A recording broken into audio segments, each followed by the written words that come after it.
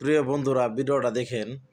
হঠাৎ করে এই একটি দোকানের ভিতরে শর্ট সার্কিটে কিন্তু কারেন্টে আগুন ধরে গিয়েছে। দোকানদার আসলে এখানে ছিল না, কিন্তু সে বুঝতে পারেনি।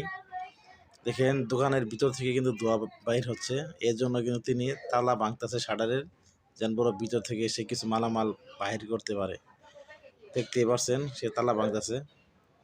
দেখেন, তালা ভাঙা শেষ হওয়ার পর দেখেন, যখন সে শাটারটা খোলার পর দেখেন কিভাবে কালো ধোঁয়া বের হচ্ছে। ভিডিওটা সম্পূর্ণ দেখেন। হঠাৎ করে দেখেন কিভাবে সে আগুন ধরে গেল। দেখেন, আগুন এক ভয়ানক জিনিস। দেখেন ভিডিওটা সবাই।